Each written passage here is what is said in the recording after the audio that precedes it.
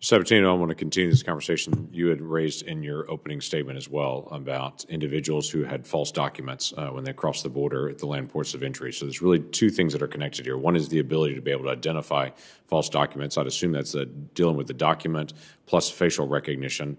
When we'll be at a point where all of our land ports of entry can actually do facial recognition to be able to line up and to compare that with the document that's been handled. And the second thing is you mentioned that 950 of these fraudulent documents came across last year in all ports, 600 of those of the southwest border. And I want to make sure I heard that number correct, that last year we had 600 false documents or documents that came across, but it wasn't actually the person that was holding the card. Is that correct? Yes, we had, since the deployment of the facial biometric technology in all of our port environments, air, maritime, and land, the deployments for simplified arrival in our pedestrian lanes really was initiated with, it started in Tucson about a year and a half ago, but more significantly since January of this year, and over 600. I don't have the exact number, I can certainly follow up, but of the 950, it was over 600 that have been identified at our southwest border ports. Were these legitimate cards, just not the person that was actually holding it? Imposters to genuine documents. Okay. So then the question is, what happened to those legitimate documents then? It's a border crossing card or a passport, I assume. One of those being held. Is there a need for those to be able to go back to individuals? Is there if you're going to get another border crossing card for that individual, some kind of process where they can re-request it so we know what happened and how this ended up in their hands? Well, certainly through the interview process and trying to obtain the information from the individuals that we encounter. With individuals who present themselves as imposters, we can make referrals for federal prosecution for false claims, certainly in the scenario if they're presenting themselves as an imposter to U.S. citizenship. But with respect to the documents themselves, they are not returned to individuals. They are retained, and we dispose of them consistent with the policy with respect to the individual documents, which agency they could be returned to. So you can actually prosecute those individuals that show that are imposters, that are showing legitimate documents, just not the right person. How often do we? In the last fiscal year, we presented, and there were just under 500 cases of fraudulent documents accepted for prosecution. That is a national number. It's not specific to the southwest border. Okay, we'll follow up on that, get a specific number to know how we're prosecuting those. The non-intrusive inspection, Senator Sinema and I both have talked about that already, both in opening statements and questions. From a staff briefing that we had in September, we've learned that some of the money that had been allocated for non-intrusive inspections in other areas and other ports have actually been shifted to the southwest border for other purposes other than non-intrusive inspections. Are you aware of that, and how much was dedicated to non-intrusive inspections has actually been moved to other purposes? With respect to reprogramming funding, in response to user fee shortfalls and covering salaries, the specifics about where the funding and to what it was allocated, I can certainly follow up. Okay, let's do. Obviously, there's been a high priority in both sides of the aisle on non-intrusive inspections, both for drug interdictions and other contraband, and obviously facial recognition to be able to line up documents to see if they're actually accurate. We want to be able to see that continue and not be reprogrammed into other areas. Can I ask a question as we're trying to track this? We're getting very close to some deadlines here for CBP. Do you know what percentage of the CBP employees have been vaccinated or are facing possible issues for the vaccine mandate that's been laid down right now? The numbers continue to grow. I don't have exact data. We do have until the November 22nd deadline. That's a week, yeah. Yeah, and we're very optimistic about the numbers coming in. Do you have a guess on that percentage? Obviously, we're a week away. I would assume you would have some idea of how many people have not turned in their status on vaccination when we're just a week away. I don't have a good number for you today, sir. We'll follow up. Mr. Geronimo, do you have a good number for that, the HSI, the ICE? I do not, sir. Mr. Burns, are you aware of that for GSA? I'm not aware of the number. That's not in my area. Okay, we'll follow up in the next week. Obviously, that should be known. I would tell you it's interesting to me the number of agencies that I've talked to that don't know that answer. We've reached out to multiple agencies.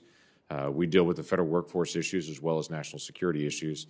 If we have a large number of individuals that are not vaccinated that will go through the process of removal over the holiday period, that they're going to suddenly be removed from their jobs, very expensive process to be able to hire, train, equip, and be able to reach out to bring on additional folks. I assume, Ms. Sabatino, you don't have too many employees at this point right now. That the last I saw that y'all had a backlog of staff that you needed to hire. Is that still true? We have a robust pipeline of individuals for the CBP officer position. And with respect to the vaccine mandate, there is also a population of individuals that can and have requested reasonable accommodations. So the process is expected to be over several months.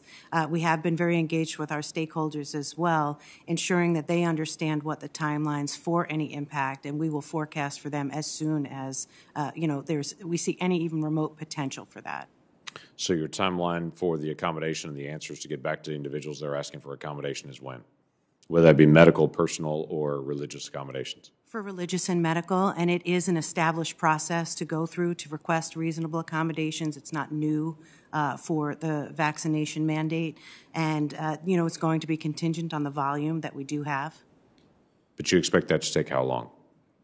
That could take several months. All right. Mr. Geronimo, we continue to deal with, obviously, a large flow of methamphetamines coming into the country from Mexico. This has been an ongoing issue for quite a while. What are you seeing as far as trend lines and what you're seeing for transnational criminal organizations moving, and have some of the techniques changed, and what do we need to accommodate for technology or other staffing? Sir, thank you for your question. I'll start with the technology piece. Because cartels and TCOs are ever-changing and ever-evolving, we need to do the same. So a couple of items that I'd bring to your attention from a technology perspective is implementing mobile drug labs along the southwest border. Due to the fact that we're not necessarily dealing with just marijuana and cocaine anymore, we're dealing with synthetic narcotics, and again, it's difficult sometimes to determine what those substances are. So having a mobile drug lab platform along the southwest border would be welcomed. Pollen testing, if you're not familiar with it, pollen testing gives you the ability to provide with some certainty the geographical origin of where fentanyl and meth are being made. For example, it can tell you that this fentanyl is being produced in Guadalajara or Michoacan area, or it's been made in some province in China. I would also talk about using drones for offensive and defensive purposes, using drones for countering surveillance and for operational needs, as well as the ability to counter the use of drones by TCOs who are using them for bringing narcotics. And obviously you saw recently in Iran the fact that it can be used for other means. As far as inflow, from a perspective that if I was a cartel, I wouldn't waste my time with marijuana, and if I'd get out of the cocaine business, because at the end of the day, with synthetic opiates and drugs of that nature, you're purchasing dual-use chemicals that are legal in most cases. You need a warehouse and a chemist, and at the end of the day, this is not going to go away. This continues to be an issue. From an HSI perspective, we've been on the front lines since day one of the opiate crisis. We've taken our Border Enforcement Security Task Force, or BESS, increased that from a traditional border perspective, and moved that and increased our presence at international mail facilities, consignment hubs, seaports, and we've non-traditional locations like Ohio and Michigan, for example, to put BESS in.